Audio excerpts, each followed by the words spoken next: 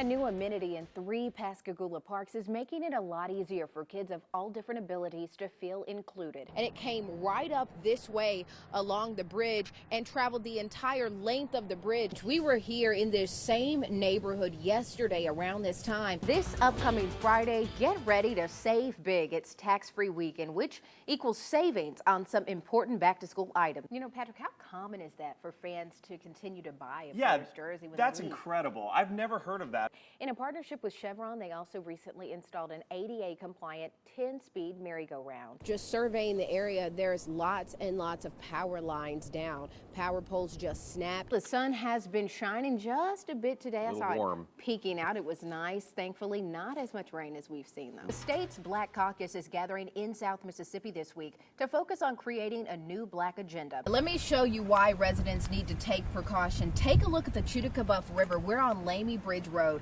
Look at how fast that water is moving. Folks here in New Orleans East weren't so lucky this afternoon when tornadoes swept across this area. I'm standing in front of a home on Flake Street that, as you can see, was demolished.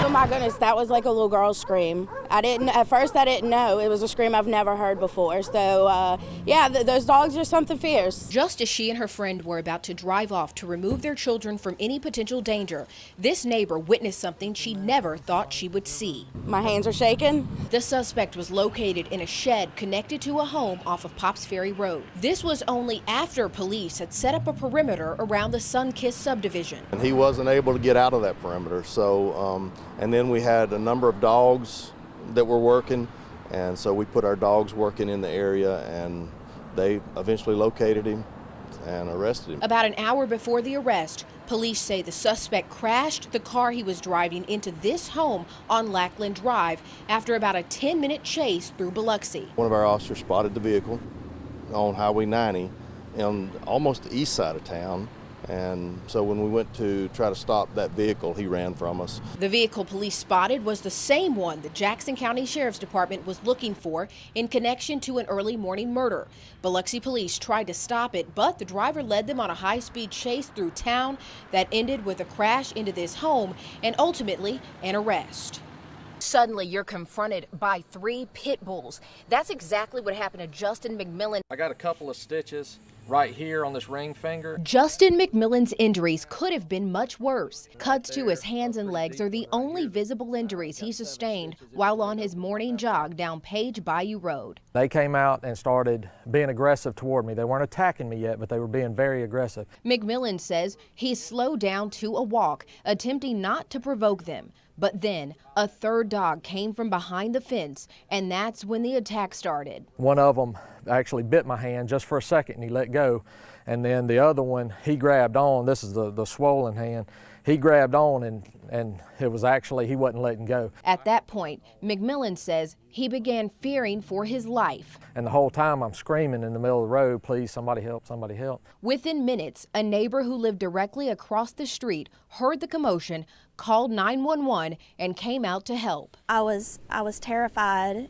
It was really traumatic for both of us, I think. Animal Control captured the dogs and took them to the Jackson County Animal Shelter. Audrey Locklear has lived across the street from the dogs for 4 years and says she is relieved. We won't be scared to go take our trash out to the road or check the mail and, you know, letting the kids out to play. As for McMillan, he doesn't plan to give up his jogs, but he does plan to take more precautions. I'm really happy because it could have been a lot worse. I honestly thought before the lady come out that I might die. When I go run, I'm gonna take something with me. It ain't gonna happen again.